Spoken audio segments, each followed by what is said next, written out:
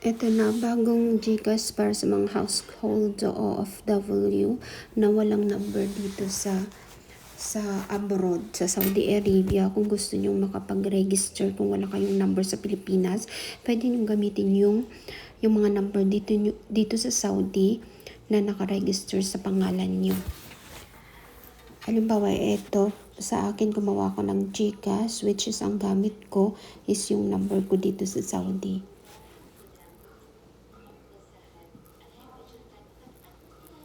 Okay. And then, PIN number. May darating na OTP. OTP sa number nyo.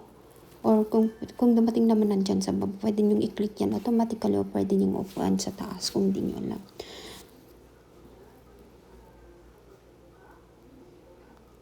After that, magre-read siya. Ayan na siya.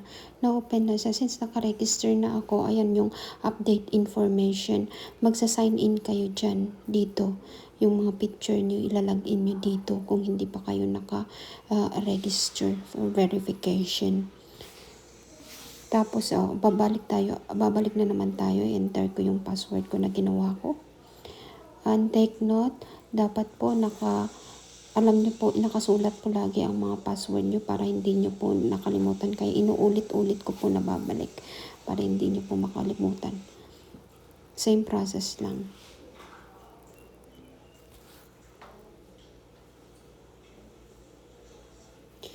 And then,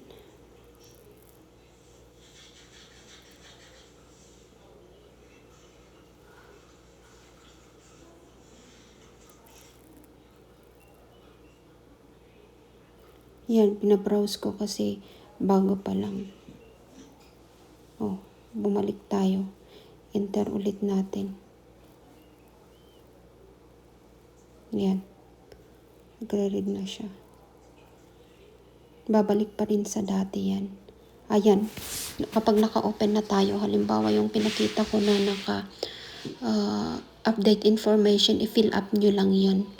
Dapat sakto sa ID na nilagay nyo. Ayan siya. And then, ayan siya. Nandyan na yung send money parang sa features din ng GCash Philippines. Ayan siya. Kung gusto nyo, ang madam nyo ang mag-send sa inyo ng pera sa GCash nyo, pwede po. Basta po pumunta kayo dyan. And then, i-click nyo yung receive money via QR code. Ang QR code po, ipapasa nyo po dyan sa madam nyo para i-scan niya lang para automatic makapag-send na. Isa-send na niya sa inyo yung sahod nyo gamit ang GCash. Ay, nag-close. Tignan natin. Pasensya na. Nag-close siya. Open natin ulit. Basta ganun process pa din. Ganung process pa din. Ulitin natin. Ayan. Ayan siya. Ulitin ko ulit. Mag-open na. Tapos kapag gusto nyo yung amo nyo, gusto nyo i-send niya sa inyong account GCash, is i-share nyo yung QR nyo. Yan. Yan. Receive money via QR. Ayan. Discover. Tap to continue. Ayan ako. Yan yung QR code ko. Diyan makakapag-send yung halimbawa employer ko kung gusto kong direkta. Kung halimbawa household service kayo, worker o mga maid dito, house ladies, yan po. Yan po ang isi-send yun sa amo nyo. Then yan po ang i-scan nila. Tapos automatic may papadala na po yung pera sa inyong GCash account.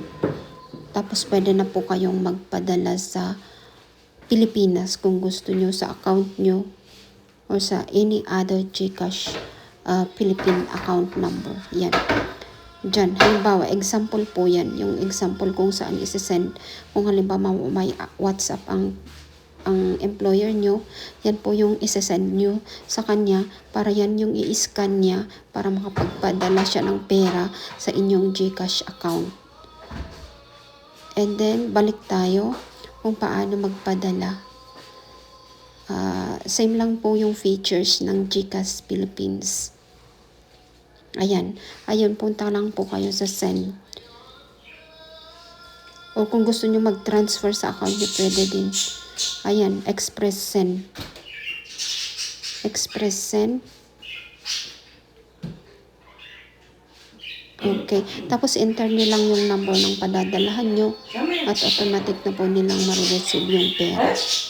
Sana po makatulong sa mga household worker or house ladies dito sa Saudi Arabia.